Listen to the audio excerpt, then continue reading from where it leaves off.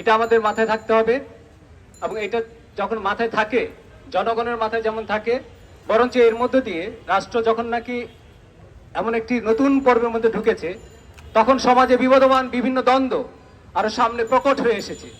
ফলে আমি আমার দিক থেকে আমাদের যে অন্তর্বর্তীকালীন সরকারের যারা নাকি উপদেষ্টা, তাদেরকে অনুরোধ জানাবো, আপনাদের আরো অনেক বেশি জনগণের সাথে আপনাদের ডায়ালগ করা উচিত। যেই সমস্ত জায়গায় আপনারা ব্যর্থতার পরিচয় দিয়েছেন, আমি বলবো ব্যর্থতার 1 নম্বর পরিচয় আপনারা দিয়েছেন, জননিরাপত্তা নিশ্চিত করতে পারেন নাই।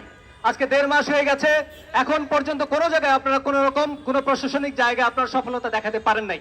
কেন আপনারা ব্যর্থ হয়েছেন সেটা আপনারা জনগণের কাছে পরিষ্কার করেন। আমরা আপনাদের পাশে দাঁড়াতে চাই, আমরা আপনাদেরকে হেল্প করতে চাই।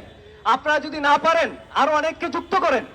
এখানে আপনারা যেই কয়জন আছেন সেই কয়জন দিয়ে একটা রাষ্ট্রের যে পুরো প্রকল্প তাকে পরিচালনা করার জন্য যথেষ্ট নয়, এটা আমরা ফিল করি।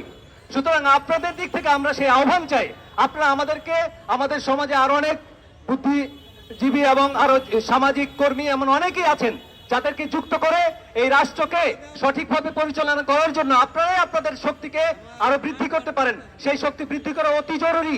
আমি আবারও বলতে চাই, সেই শক্তি বৃদ্ধি করা অতি জরুরি।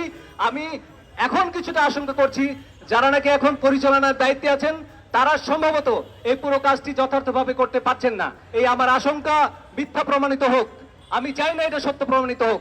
আর এটা মিথ্যা প্রমাণ করার জন্য আমরা আপনাদের কাছে প্লিজ আবার অনুরোধ করছি, যারা পরিচালনার দায়িত্বে আছেন এই পুরো কাজটাকে পরিচালনা করার জন্য আরো বেশি জনগণের সাথে সম্পৃক্ত হন, জনগণের কথা শুনুন এবং পরামর্শ গ্রহণ করুন।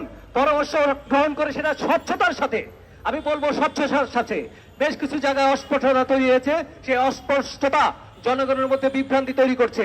অনেকের মধ্যে প্রশ্ন দাঁড়াচ্ছে যে কেন এটা হচ্ছে না, কেন এটা হচ্ছে না, কেন জনগণের পাশে আপনার পুলিশ প্রশাসনকে যদি আপনি কাজে লাগাতে না পারেন, আর অনেক রকম বাহিনী আছে, আর অনেক প্রশাসনিক জায়গা আছে, সেগুলোকে কিভাবে অ্যাক্টিভ করা যায় তার অনেক রকমের পরামর্শ জনগণের কাছ থেকে গ্রহণ করুন। সেইটা গ্রহণ করার মধ্য দিয়ে আমরা আমাদের রাষ্ট্রকে নতুন করে তৈরি করার যে সুযোগ পেয়েছি, এই সুযোগ হাতছাড়া করা যাবে না।